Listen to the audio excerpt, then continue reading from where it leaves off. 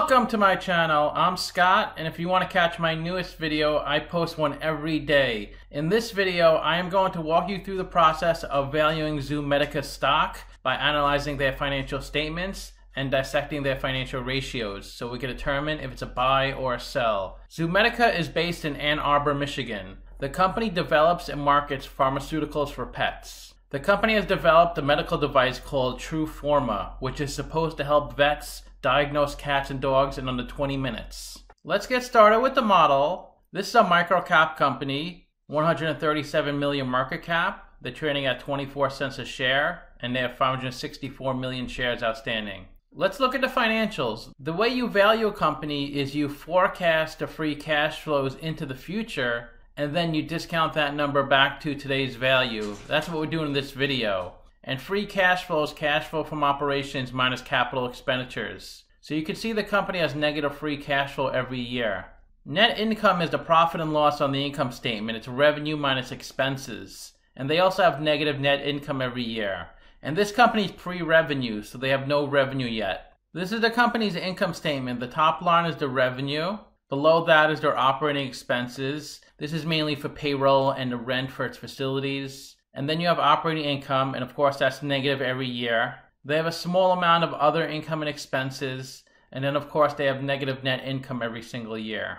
This is the company's statement of cash flows, and the top line is operating cash flow, and this is how much money the company loses on its operational business each year. Then you have capital expenditures, which are investments in property, plant, and equipment. When you take operating cash flow minus CapEx, you have your free cash flow, which of course is negative. The company isn't generating any cash, so it needs money from some way to run its business. They issued $15 million of capital stock in 2019 and another $3 million in the trailing 12 months. And it doesn't look like the company issues any debt to run its business. Let's look at a capital structure. They have $2 million of equity and no debt, and their weighted average cost of capital is 9.23%. And that's a blend of the cost of equity and cost of debt. And that's a discount rate we're going to apply to the future cash flows. So we estimated 4 years of future free cash flows. We also estimated terminal value, which is all cash flows past year for. We discounted those numbers back to today using the weighted average cost of capital. And we get a value of the company of negative $194 million. We divide that by 564 million shares. And we get a calculated stock price of 0 because you can't have a negative stock price. So there's really no way for me to value this company. I don't really have many other companies to compare them to, and they're not bringing any revenue. So it's similar to going to the casino. Anything can happen. You can't really predict the future based off of having no information. And it looked like the stock peaked around $3, but has been coming down ever since. I know a lot of people are buying and selling this stock hoping it hits $1 so they get a big windfall.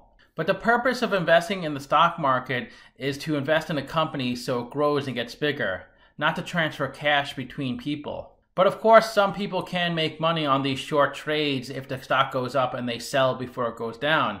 That's not the type of investing I do, but anybody could do anything they want with their money, of course. If you invested $10,000 into this company when it IPO'd in 2017, you'd have about $1,000 today. The company has a pretty low beta, 0.9, so the stock moves less than the market, so it's less volatile than the market. The stock has gone down 24% in the past 52 weeks, much worse than the S&P 500, which is up 15.5%. The 52-week low is 6 cents and the high is 50 cents. The stock is trading above its 200-day moving average and 50-day moving average, so it does seem to be on an uptrend. When the 50-day moving average crosses above the 200-day moving average, that's called the golden cross. That's a bullish signal. This is a very liquid stock, one of the most liquid stocks I've ever seen. Between 50 and 100 million shares are traded each day. The good thing about investing in a liquid stock is that there's always a buyer and seller out there. With an illiquid investment, like real estate, it can take a long time to sell your property. But for stocks that are liquid like this, it's very easy to sell. And most of the shares outstanding are on float. And only 6% of the shares are held by institutions, so they do appear bearish on this stock.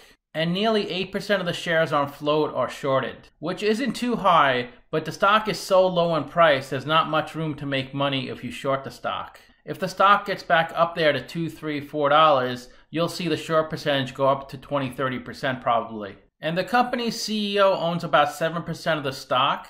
Then Cambridge Investment owns 2%, Rowe Family owns 2%, Vanguard 2%, then Equidebt owns a little under 2%.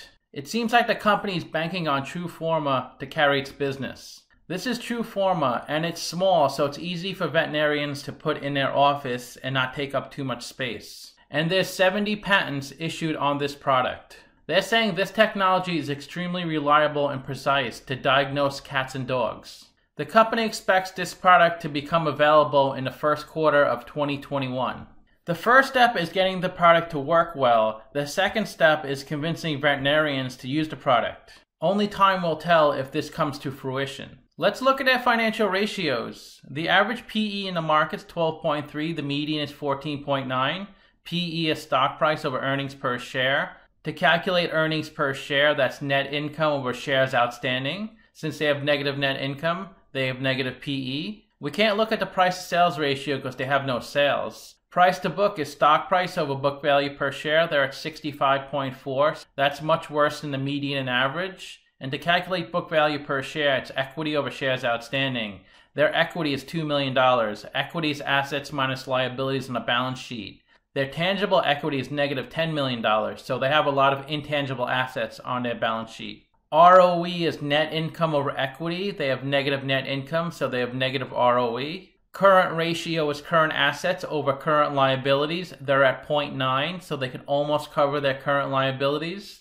Their current assets are $500,000 of cash and $1.2 million of prepaid assets. The company had free cash flow of negative $15 million, and they have no working capital, so they will need a lot more debt or equity to run their business unless sales increase dramatically. The best way to look at ratios to compare them to similar companies, I've done videos of 15 companies in the same industry as Zomedica, and if Zomedica has a number in green, they're better than the average. If they have a number in red, they're worse than the average. So they are better in PE because the average is so bad, but they're still negative. Price to sales, of course, they're doing terrible. Price to book, they're doing really bad. Current ratio, they're also doing pretty bad because they're under 1. Negative ROE.